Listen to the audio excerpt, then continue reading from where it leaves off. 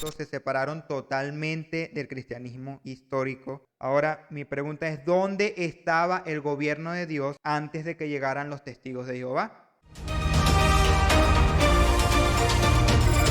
Todo para la gloria de Dios.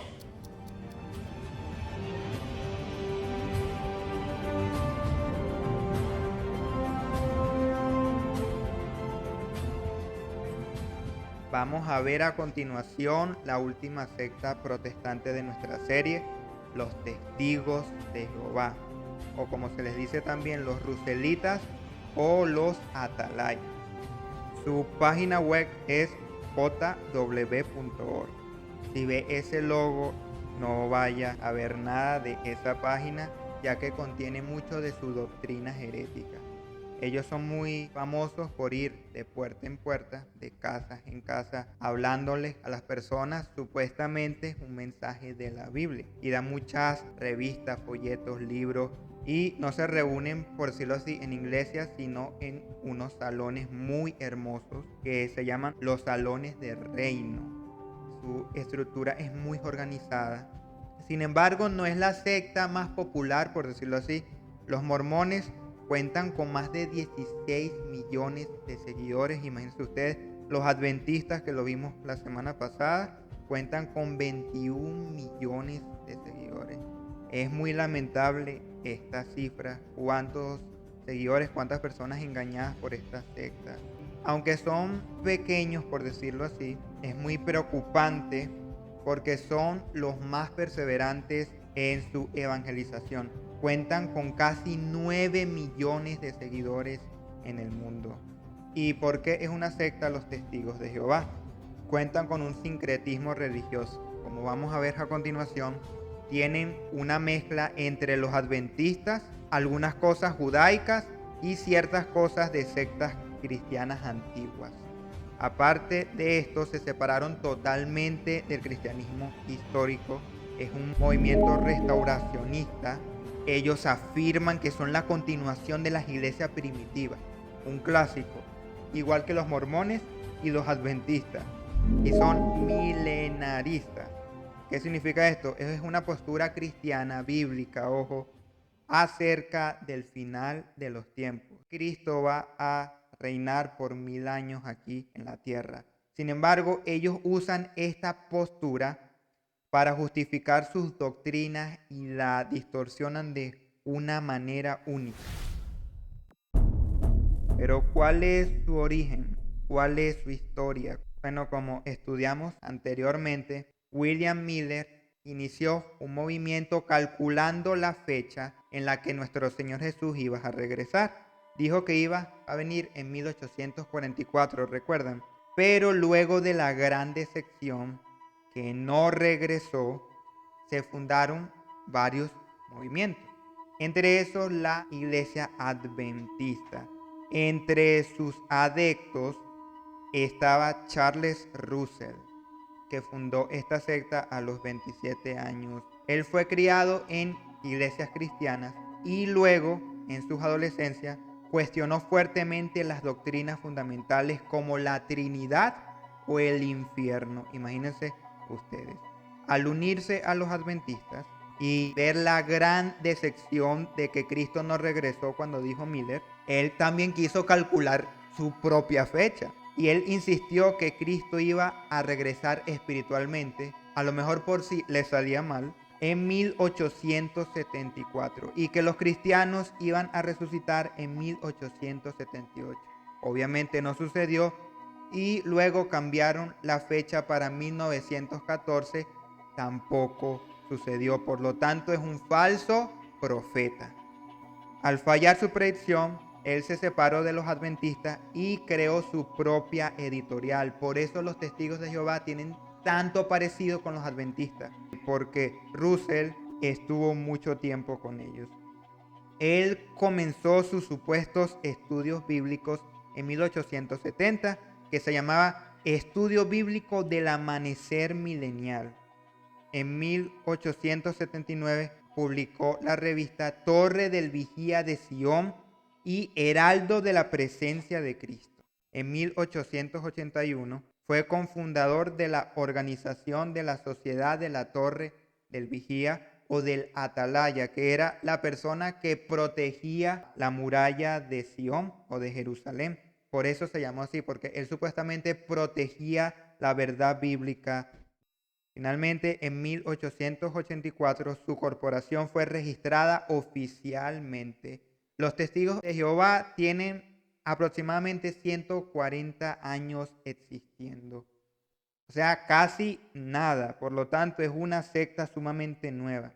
A través de sus tratados y revistas, difundió sus ideas y sus seguidores crecieron rápidamente. Gracias a la imprenta, sus ideas se hicieron sumamente populares. Luego que Smith dijo que él fundó la iglesia verdadera, luego White, ahora llega Russell diciendo que Dios le habló a través de la Biblia, que la iglesia necesitaba volver al antiguo pacto para corregir las iglesias reformadas y preparar el reino mesiánico. Significa, Russell ahora está creando la verdadera iglesia supuestamente para preparar el terreno para que el reino milenial llegue. ¡Wow! La Sociedad Bíblica del Atalaya, o Watchtower, como se conoce en inglés, que significa la Torre Vigía de Sion, y esta es una de las copias de su revista. ¿Cuáles son sus personajes principales? Charles Taze Russell. Sus seguidores se llamaban estudiantes de la Biblia. Como ya vimos, es un falso profeta porque no se cumplió las supuestas predicciones que hizo de la segunda venida de Jesucristo, y como vamos a ver, sus doctrinas son bien heréticas. Sin embargo, lo que caracteriza mucho a los testigos de Jehová no vino de Russell, sino de J.F. Rutherford. Él fue el segundo presidente de esta organización y se creía un profeta infalible, aunque no lo quieran admitir. Él instruyó a los testigos de Jehová a tocar puertas y hacer una nueva traducción de la Biblia, ya que sus traducciones eran erróneas. Cualquier parecido con el mormonismo es pura coincidencia. Aquí nace las prácticas como la prohibición de la transfusión de sangre y la prohibición de festividades como cumpleaños, etc. Bajo su liderazgo fue que se denominaron o se llamaron los Testigos de Jehová en 1931. Y ahora se declaran el gobierno de Dios en la tierra. Después andan criticando a los católicos y resulta que ellos se creen la única organización con la autoridad de Dios aquí en la tierra. Ahora mi pregunta es, ¿dónde estaba el gobierno de Dios antes de que llegaran los testigos de Jehová? ¿Acaso Dios no gobernaba el mundo hasta que ellos restituyeron supuestamente la verdadera iglesia del Señor? ¿De dónde ellos sacan que son los testigos de Jehová o la verdadera iglesia? Bueno, Isaías 43:10 dice: vosotros sois mis testigos, dice Jehová, y mi siervo que yo escogí. Están como los católicos cuando vamos a las iglesias antiguas y usan el término católico y dicen, somos nosotros, ¿ves? Ahí está, ya va. Primeros y principal, los testigos de Jehová aquí eran su pueblo, eran su remanente. En este caso es la iglesia, todo aquel que crea en Cristo, no una organización ni una denominación en particular. ¿Cómo van a justificar esto con un versículo? No tiene ningún sentido. ¿Cuáles son sus creencias principales? La traducción bíblica está errada, como decían los mormones. Crearon la traducción del Nuevo Mundo. Si tienes una Biblia con esta traducción, por favor ten mucho cuidado o deséchala, porque han transgiversado tantos versículos que realmente no se puede confiar en ella. Ellos insisten que es la misma Biblia que nosotros, que no tiene ninguna alteración. Sin embargo, cuando te pones a analizar bien, algunos textos no coinciden con ninguna traducción. Y qué casualidad que son los mismos que hablan de la divinidad de Cristo. O sea, es pura casualidad, ¿no? Aparte, Yo pregunto, ¿todos los grandes eruditos de griego, de hebreo, se equivocaron durante estos 1800 años? Pero este traductor de los testigos sabe más que todos esos cientos de eruditos y traductores. ¡Wow! Increíble. Esto es un prodigio. Él sabía más que los demás traductores de la Biblia. Hay algunos versículos que no modificaron que tú puedes usar para evangelizarlos. Por ejemplo, Isaías 9:6 dice que el Mesías es Dios poderoso. Ahí no lo modificaron. Entonces, con esto puedes decirle a un testigo de Jehová, Cristo es Dios. Hebreos 1:8, cuando el Padre le dice al Hijo, Dios. Y hay otros pasajes en los que adoran a Jesús. Sin embargo, los testigos de Jehová han cambiado muchos de estos versos, por lo que es muy difícil. Ellos usan el nombre Jehová en lugar de Yahvé o Yahweh. ¿Y por qué? En el Nuevo Testamento no aparece el nombre de Jehová o Yahweh, sino que se le llama Señor.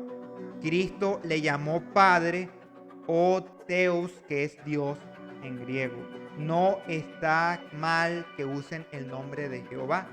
Sin embargo, lo que está mal es el énfasis que le dan, que solamente se le puede decir Jehová. ¿De dónde salió este nombre Jehová? Del tetragramatón. ¿Qué es eso? Son las siglas YHWH, que es el nombre de Dios en hebreo. Los judíos, por temor a usar el nombre del Señor en vano, lo sustituyeron por Adonai o por Elohim. Y más adelante se le colocaron algunas vocales de Adonai y ahí salió Jehová. Pero sin embargo, Dios tiene muchísimos nombres. No podemos quedarnos, como dicen los judaizantes, con Yahweh. No importa tanto en hebreo, sino su significado, que es yo soy el que soy. Dios no necesita nombre. Dios es el que es y punto. Ahora, ¿los testigos de Jehová tienen otro libro sagrado? No. ¿Y tienen un profeta como tal? No. Entonces significa que si siguen las escrituras, ¿no? Pues déjame decirte que aunque pareciera que sí, no. Ellos ven sus revistas como intérpretes infalibles de la Biblia. La sociedad Watchtower es el único grupo que puede interpretar las escrituras correctamente. ¡Wow! Están como las iglesias católicas en los días de Lutero. Solamente la iglesia, el clero puede interpretar la Biblia, pero la demás gente no, ni las demás denominaciones. Impresionante. Está la revista Despertar, que son revistas religiosas generales, y el Atalaya, que según ellos da la importancia de los acontecimientos mundiales a la luz de las profecías bíblicas. Y bueno, sus típicas ilustraciones, que son bien bonitas, pero que sin embargo son muy características y uno ya los reconoce simplemente por sus ilustraciones. Algunas citas que cambiaron los testigos de Jehová para negar la divinidad de Cristo y del Espíritu Santo. Por ejemplo, Juan 1:1-2. En el principio la palabra existía. A la palabra estaba con Dios y la palabra era un Dios. ¿Qué? ¿Cómo que un Dios? O sea, Jesús no es Dios, sino que era un Dios. O sea que los testigos de Jehová son politeístas. ¿Creen que hay varios dioses acaso? La segunda que se ve lo malintencionado del pasaje Génesis 1:1. Ya comenzando la Biblia la modificaron. Imagínense ustedes. Y había oscuridad sobre la superficie de la profundidad acuosa. Y la fuerza activa de Dios se movía de un lado a otro sobre la superficie de las aguas. La fuerza activa. El Espíritu Santo ahora es una fuerza activa que emana de Dios. Ellos creen en fuerzas místicas ahora. ¿Cuáles son sus creencias? Bueno, número 1, es la única organización que Dios tiene en su tierra. Solamente ellos van a ser salvos.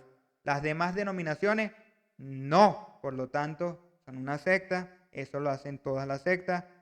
Al no cumplirse la predicción de 1914, que supuestamente iba a llegar el Armagedón y la destrucción del cristianismo común, porque somos unos apóstatas según ellos, dijeron que Cristo vino invisiblemente a reinar en el cielo. Típico de los adventistas, aquí está también esto, ya inició su juicio sobre la tierra. Ya la ira de Dios está azotando la tierra según los testigos de Jehová. Número 2, Jehová es uno. No hay una trinidad como tal, sino que Jehová es una sola persona. Solamente el Padre es Dios. Ellos argumentan que si tú dices que hay 3 personas en la Trinidad, son 3 dioses y no un solo Dios. Número 3, Jesús no es Dios, es simplemente un ser creado y es el arcángel Miguel. Adventistas otra vez. Él es el unigénito de Dios, pero no es Dios. Él es el primer ser creado por medio de el que Dios creó todas las cosas. Ya va, ¿cómo Dios puede crear todas las cosas por medio de un ser creado? No tengo ni idea. Pregúntenle a ellos. Ahora, Jesús se encarnó de la Virgen María para pagar por los pecados de la humanidad. Eso es bíblico, pero entonces no creen en la propiciación, que Cristo aplacó la ira de Dios por nuestros pecados, porque Dios no tiene una ira infinita y no hay infierno, por lo tanto no creen en la propiciación. Número 4, la cruz es señal de idolatría. Es típico de las iglesias católicas romanas. Y por lo tanto dicen que Cristo murió fue en un madero vertical, en una estaca o en un poste. Esto es simplemente para llevar la contraria al cristianismo. Según la cruz, lo que significa es madero en el idioma original. Sin embargo, los datos históricos lo que nos dicen es que los romanos añadieron otra estaca en horizontal para formar lo que se conoce como la cruz. En ese contexto histórico, esa palabra de madero se refiere justamente a la cruz romana. Hay textos en los evangelios que nos hablan de 2 clavos en sus manos. Si fuera una estaca, como fuera un solo clavo en su mano. Otra prueba, el letrero que dice este es el rey de los judíos estaba encima de su cabeza. Si él fuera estado en vertical, fuera estado encima de ¿qué? De sus manos. Ahora, quizás esto no es algo como que tan elemental, pero si mienten en algo pequeño, ¿cuánto más no van a mentir en cosas grandes? Aparte que la cruz es el símbolo que ha caracterizado el cristianismo durante estos 2000 años. Es ir en contra del cristianismo histórico. Número 5. Cristo resucitó espiritualmente, no físicamente. Están como los gnósticos. Recuerda que decían, Cristo no vino en carne, sino solamente en espíritu. Bueno, eso creen los testigos de Jehová, que Él resucitó fue espiritualmente. Número 6. El Espíritu Santo es una fuerza activa que emana de Dios. No es ni siquiera ni una persona y muchísimo menos es Dios mismo. Número 7. Solo 144,000 personas irán al cielo y obviamente son 144,000 testigos de Jehová. Y es justo a los que más les conviene, a los mejores, a los de alto cargo. Russell jamás se imaginó que su grupo rebasaría el número de 144,000. Así que ahora lo justifican de la siguiente manera. Cuando Cristo venga, los testigos de Jehová van a resucitar. Los mejores van a ir al cielo con Él para reinar y los otros se van a quedar aquí en la nueva tierra viviendo felices para siempre. Hay 2 cielos entonces. Está muy, muy raro. Y los que no fueron testigos de Jehová van a ser aniquilados los adventistas. Ahora, Cristo no gobernó a los hombres hasta la fecha que dieron los testigos de Jehová. Wow, yo pensé que Cristo tuvo autoridad sobre todo, que se le dio un nombre sobre todo nombre desde que ascendió al cielo y fue coronado por el Padre y se sentó en la diestra de Dios. Pero según ellos, Cristo no reina en absoluto. Wow. Hasta que llegó Russell y todo el movimiento de los testigos de Jehová. Qué casualidad. Ahora, ¿de dónde sacan lo de los 144,000? Apocalipsis 7:4 habla de 144,000 personas que van a ser sellados por el Espíritu Santo y van a reinar con el Señor. Bueno, según ellos, son los testigos de Jehová y son el número de salvos. Increíble. ¿Cómo vas a sacar una doctrina de un texto tan oscuro como es el del libro de Apocalipsis, que es muy difícil de interpretar? Número 8. Tienen formas de legalismo extrema. Para ellos todo es pagano, todo es de origen católico, romano. Somos salvos por las obras. Ellos dicen creer que somos salvos por la fe en Jesucristo. Sin embargo, si quieres ser salvo, tienes que entrar a su organización y ser testigo de Jehová. Tienes que creer en sus enseñanzas y obedecerlas, porque no hay seguridad de salvación. Te tienes que ganar el favor de Dios al hacer lo suficiente. Implícitamente, aunque no lo deja muy claro, es obvio, si regalas tus revistas, si tocas de casa en casa, eso es lo que te va a garantizar tu salvación. Ellos no celebran los cumpleaños porque supuestamente las fechas de cumpleaños bíblicas siempre sucedía algo malo, como cuando en el cumpleaños de Herodes mataron a Juan el Bautista. ¿Cómo vas a sacar una doctrina de un hecho histórico? Aparte de esto, prohíben la Navidad y la Pascua porque tienen un origen pagano supuestamente ellos. No celebran ni el Día de las Madres, ni el Día de la Acción de Gracias, ni las vacaciones, ni las cenas especiales, porque todo esto es pagano. No aceptan las transfusiones de sangre, algo sumamente peligroso porque miles de personas han muerto por esta falsa enseñanza, porque supuestamente se le pasan los pecados de la persona.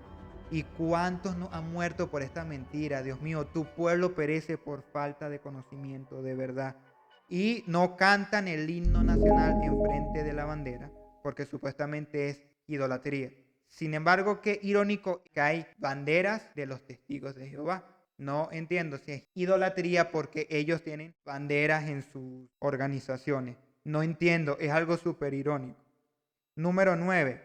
Creen en el sueño del alma, al igual que los adventistas. Vean que son demasiado similares a los adventistas. El alma y el cuerpo son inseparables. Para los testigos de Jehová, el alma no es inmortal. Si se muere el cuerpo, se muere el alma también. La muerte que Adán sufrió en el Edén no fue espiritual, sino solamente física. Y por último, al igual que los adventistas, el aniquilacionismo, que dicen que al resucitar los que nunca creyeron en el mensaje de los testigos de Jehová, ellos van a ser consumidos por el fuego y van a ser aniquilados, pero no hay un infierno eterno. Añaden algo como que más suavecito. Al resucitar los que nunca oyeron de Jesucristo, los indígenas, tienen una segunda oportunidad para creer en las enseñanzas de los testigos y ser salvos. Muy contrario a lo que dice Hebreos, que todos van a morir una sola vez y luego el juicio. Ya una vez que te mueres, ya no tienes segunda oportunidad. Para los indígenas y todos aquellos que no creyeron en Jesucristo, la creación misma los condena. No tienen excusa, porque Romanos, que dice que todos por la creación conocían a Dios, pero no quisieron glorificarlo como a Dios. Por lo tanto, nadie tiene excusa. Todos van a dar cuentas por eso. ¿Por qué las personas se unen a los testigos de Jehová? ¿Cuál es su atractivo? Número 1, por la apostasía de muchas iglesias.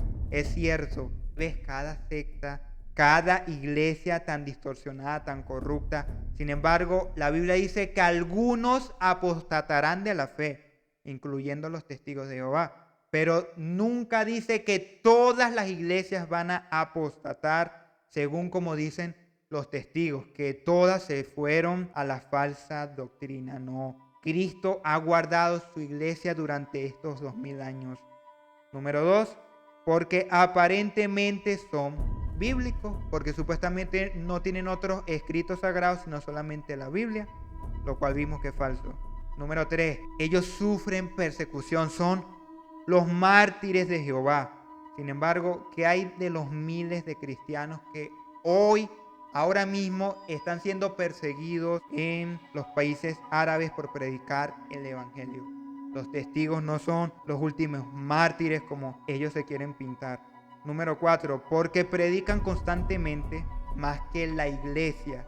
Bueno, en este punto tienen razón en cierto sentido, que hay muchas iglesias que no evangelizan y que no predican el evangelio. Es cierto, pero sin embargo, ¿a qué llamas tú evangelizar? A diseminar una falsa doctrina por todo el mundo. Ellos hacen proselitismo, que ganan seguidores a cualquier costa. Ahora, ¿qué me dices de los millones de misioneros que hay alrededor del mundo predicando el evangelio de Cristo, de gente cristiana? Aparte, los mormones hacen lo mismo que los testigos de Jehová. También mandan misioneros a todo el mundo. ¿Y por eso son las iglesias verdaderas? No. Número 6. Porque aceptan a muchas personas. Son multiétnicos. Algo muy poco común en las religiones. Número 6. Tienen una religión muy moralista, de justicia propia, y es monoteísta, algo muy atractivo. El legalismo le encanta al ego humano. Y número 7, el infierno no le gusta a nadie, ni la salvación por fe. Por tanto, es más fácil creer en esto que en el cristianismo bíblico. ¿Cómo defender el evangelio de esta secta, de esta falsa doctrina?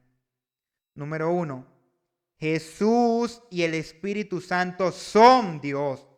No son simplemente un ser creado y una fuerza impersonal. No, ambos son dos personas y son parte de la Trinidad juntamente con el Padre. Y esta herejía no es nueva. Arrio, un famoso hereje de los primeros siglos de la iglesia, fue confrontado en el Concilio de Nicea, donde condenaron el arrianismo. Decía justamente esto, que el Hijo era menor que el Padre y un ser creado, y muchos no creían tampoco en la divinidad del Espíritu Santo. Y es en el Concilio de Nicea que se combatió esta herejía. Sin embargo, qué irónico que cientos de años después esta herejía siga infiltrada en el mundo de hoy. ¿Cómo es posible que una herejía tan antigua siga vigente hasta hoy? La Trinidad es una idea bíblica, no es pagana ni es católica, es una doctrina totalmente bíblica. Mateo 28, 19. Por tanto, vayan y hagan discípulos en todas las naciones y bautícenlos en el nombre del Padre y del Hijo y del Espíritu Santo. ¿Por qué no los bautizan en el nombre de Jehová? ¿Por qué del Padre, del Hijo y del Espíritu Santo? Porque los tres son Dios. Es la base de la fe cristiana. Es una salvación por el trino Dios. Segunda de Corintios 13, 14.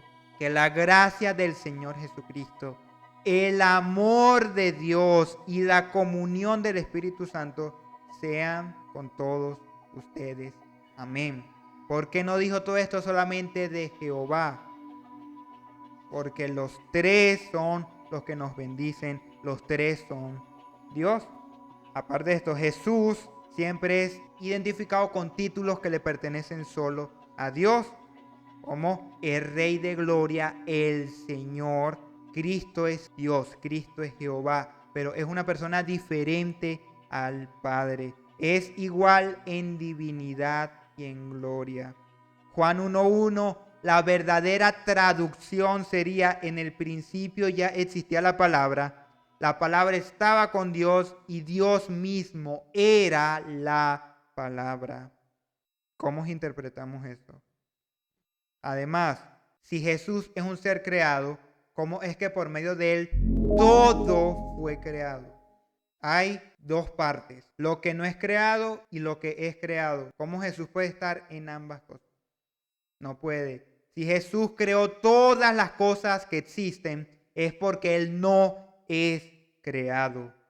Antes de todo, antes de cualquier creación, él ya existía. Él es eterno, como dice Samuel Pérez Millos. La referencia a principio ha de entenderse como lo que es en un existir antes del todo, que necesariamente es un existir eterno, puesto que antes de la creación solo existe Dios que vive en sí mismo eternamente. Jesús vivía en sí mismo eternamente con el Padre en la Trinidad. O como dicen Eisler y Rhodes, Jesús tiene los atributos que solamente se le dan a Dios Padre. Por lo tanto, por todas partes se nos dice que Jesús es Dios. Romanos 9:5. De ellos son los patriarcas y de ellos, desde el punto de vista humano, vino Cristo, el cual es Dios sobre todas las cosas. Bendito sea por siempre. Amén. No me vengan a cambiar el texto, ahí está hablando el cual es Dios, se refiere a Jesucristo. Juan 8:58. Jesús les dijo, de cierto les digo, antes de que Abraham fuera, yo soy. Es el nombre de Dios, yo soy. Jesús no puede ser el arcángel Miguel, mis queridos hermanos, no puede. Porque ¿cómo va a tener dos identidades, dos nombres? ¿Cómo puede ser dos personas? No, siempre se habla de este arcángel de manera distinta. Además, todo fue creado por medio de él. Todo, incluyendo los ángeles y los arcángeles. Miren lo que dice Hebreos 1, del 5 al 8. Porque jamás dijo Dios a ninguno de sus ángeles, tú eres mi hijo, yo te he engendrado hoy. Yo seré su padre y él será mi hijo. Cuando dice engendrado, es que el hijo emana del padre, no que es creado por el padre, no. Yo seré su padre y él será mi hijo. Además, cuando Dios introduce al primogénito en el mundo, dice que lo adoren todos los ángeles de Dios. ¿Cómo Jesús puede ser un ángel? Si lo adoran los ángeles de Dios. Acerca de los ángeles dice, él hace que sus ángeles sean como vientos y sus ministros como llamas de fuego. Pero del Hijo dice, tu trono, oh Dios, hablándole al Hijo, tu trono, oh Dios, es eterno y para siempre el cetro de tu reino es un cetro de justicia. Colosenses 1:16. En él fue creado todo lo que hay en los cielos y en la tierra, todo lo visible y lo invisible, tronos, poderes, principados o autoridades, todo fue creado por medio de él y para él. Ahora, cuando Colosenses habla del primogénito de la creación, ¿qué significa? Habla de la preeminencia de Cristo, que él es el máximo en mérito, en derecho, en autoridad por encima de todo, de todas las cosas. Por eso en Colosenses 2:9 dice, en Cristo habita corporalmente toda la plenitud de la divinidad. ¿Cómo puede habitar la plenitud de la deidad si es un ángel supuestamente? El Espíritu Santo también se identifica como Jehová, el precioso, el santo, el glorioso Espíritu Santo. ¿Cómo lo vamos a rebajar una simple fuerza personal, por favor? Él fue quien inspiró la palabra de Dios y lo hizo personalmente. Él dice que le hablaba a los apóstoles y los dirigía a hacer su obra. Aparte de eso, él tiene sentimientos. ¿Cómo una fuerza impersonal va a tener sentimientos? Efesios 4:30. No entristezcan al Espíritu Santo de Dios, con el cual ustedes fueron sellados para el día de la redención. ¿Cómo voy a entristecer a una fuerza que no tiene personalidad? ¿Cómo es que se pone triste? Primera de Corintios 12:11. Pero todo esto lo hace uno y el mismo Espíritu, que reparte a cada uno en particular según su voluntad. Una fuerza impersonal tiene voluntad propia. Primera de Corintios 2, del 10 al 11. Pero Dios nos lo ha revelado a nosotros por el Espíritu, porque el Espíritu todo lo escudriña, aun lo profundo de Dios, porque ¿quién de los hombres sabe las cosas del hombre sino el Espíritu del hombre que está en él? Así tampoco nadie conoció las cosas de Dios sino el Espíritu de Dios. El Espíritu está con el Padre, está con Dios y también es Dios. Es la tercera persona de la Trinidad. Hechos 5, 3, 4. Esta es la historia de Ananías y Zafira, que le mintieron a los apóstoles diciendo que supuestamente habían dado cierta cantidad cuando no era cierto. Y Pedro le dice a Ananías: ¿por qué le permitiste a Satanás que entrara en ti para mentirle al Espíritu Santo y sustraer parte de tu dinero? ¿A quién le mintió? Al Espíritu Santo. Ahora, no le has mentido a los hombres, sino a Dios. Ya va, no le había mentido al Espíritu Santo. Ahora dice que le mintió a Dios. El Espíritu Santo, entonces, ¿quién es? Es Dios. Número 2, la salvación es de Jehová. Como dice el Salmo 3:8. La salvación es de Jehová. Sobre tu pueblo sea tu bendición, Selah, que significa una pausa para meditar. Es algo que se debe meditar, que se debe prestar atención.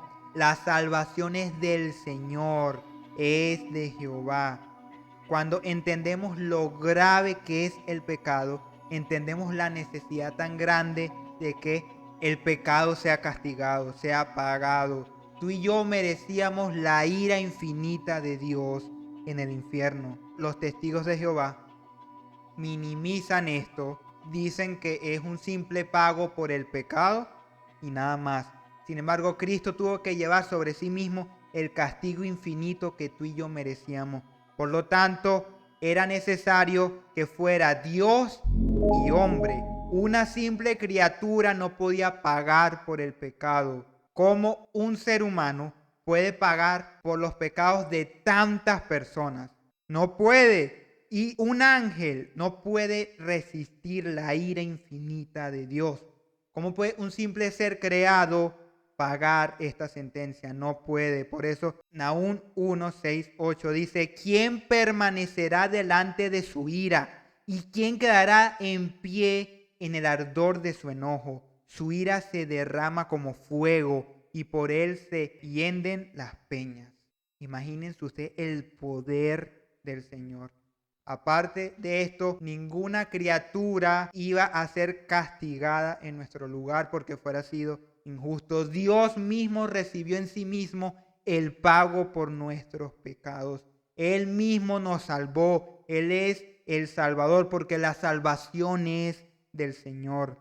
Y no se extrañen con la cuestión de la cruz, porque Pablo lo dijo: la cruz es una vergüenza para los que se pierden, es una locura para los que van a la perdición. Pero sin embargo, él la predicaba. Primera de Corintios 2:2. Más bien, al estar entre ustedes, me propuse no saber de ninguna otra cosa sino de Jesucristo y de este crucificado. La cruz no es símbolo de maldición, como muchos evangélicos dicen, que deberían meterse también a testigos de Jehová. La cruz es un símbolo de salvación para nosotros, porque ya Cristo, es cierto, resucitó y por eso ya no está en esa cruz. Por eso está vacía, pero también recordamos su sacrificio, recordamos que ahí fue donde Él pagó por nuestros pecados y nos justificó delante de Dios. Aparte de eso, Cristo no resucitó espiritualmente y ya. Esto es un ataque a los puntos cardinales del Evangelio, a su muerte y a su resurrección.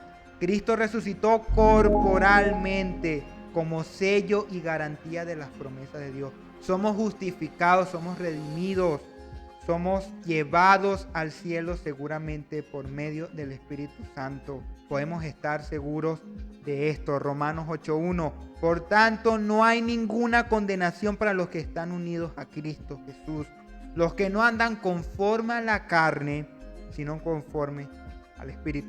Ahí está, hermano. Entonces es por andar en el Espíritu que somos salvos, conforme a las obediencias. Ya va.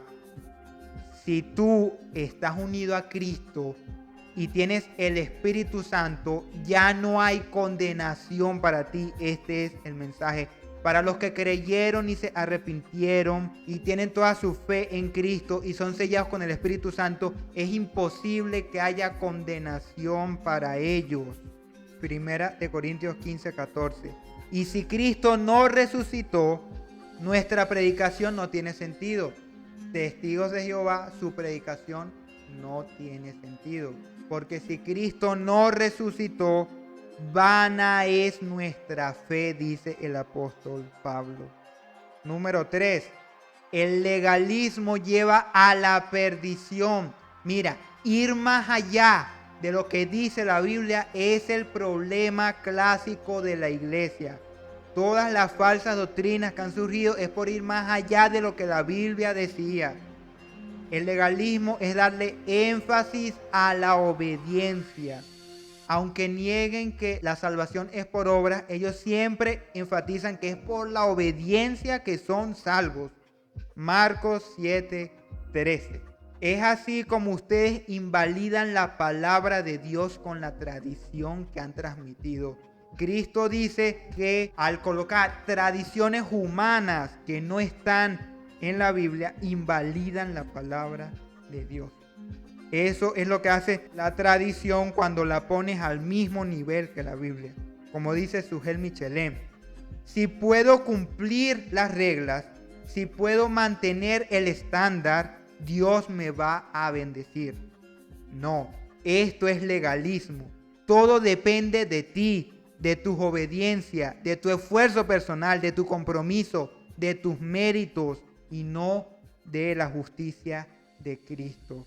Y esto es precisamente lo que hacen los testigos de Jehová. Ponen todo su esfuerzo y su salvación en su propio mérito. Y añaden a la Biblia cosas que no dicen, tradiciones de hombre, opiniones personales de sus presidentes.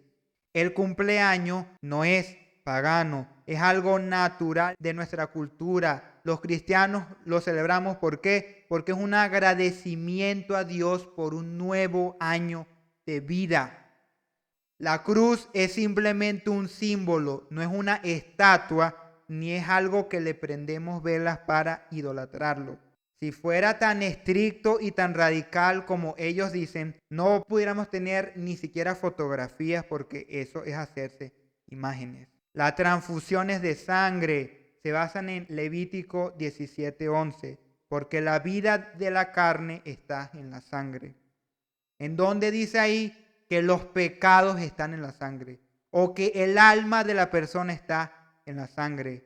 Queridos amigos, la sangre es algo natural, material. No hay nada místico o mágico ahí. Es simplemente tu vida. Lo que se refiere este versículo es que va en contra de la idolatría, porque ellos derramaban sangre o comían sangre en sus rituales paganos.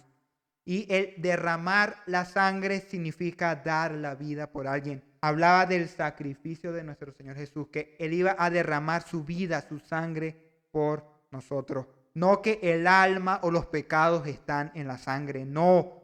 Si eres testigo, por favor no caigas en esta mentira. Si necesitas esto para salvar tu vida, hazlo. No va a suceder absolutamente nada. Esto es pura tradición, es puro legalismo. No creas en estas falsas doctrinas. Y por último, número 4. El castigo eterno es bíblico. Como vimos la semana pasada con los adventistas, el infierno no es un invento de la Iglesia Católica, es algo totalmente bíblico y que Cristo predicó bastante. El alma es eterna. De hecho, la palabra hebrea para muerte es la separación del alma y del cuerpo. El alma no puede ser destruida. porque Dios nos la dio. Es esa imagen de Dios en nosotros. Dice que Dios sopló en nosotros su aliento, que es el Espíritu. Eclesiastés 3:11. En su momento, Dios todo lo hizo hermoso y puso en el corazón de los mortales la noción de la eternidad. Puso la noción de eternidad. La eternidad está en nuestra alma, en el corazón humano. En el capítulo 12:7 dice: entonces el polvo volverá a la tierra de donde fue tomado, y el espíritu volverá a Dios quien lo dio. Ahí está separación del alma, del espíritu y del cuerpo. Dios castigará tanto el alma como el cuerpo en el infierno. Eso está claro en el Evangelio. Nuestra sed de justicia no sería saciada. Si alguien te hizo algo malo, simplemente le va a caer fuego del cielo y ya. A un violador, a un asesino serial, en serio, ese sería un castigo justo. Aparte, la ira de Dios no quedaría satisfecha. Él es un Dios infinito y eterno. Si nosotros pecamos contra un Dios infinito y eterno, la pena como va a ser infinita y eterna. Por lo tanto, tiene que ser un castigo para siempre. Mateo 25:46. Entonces estos irán al castigo eterno y los justos irán a la vida eterna. Castigo implica sufrimiento, lo que implica una conciencia. El infierno no es una invención, es el sentido de la justicia de Dios. Y lo de dormir es un aforismo para suavizar la palabra muerte, como cuando yo digo, Él está descansando o Él partió con el Señor. Es para suavizar la triste noticia de que Él murió.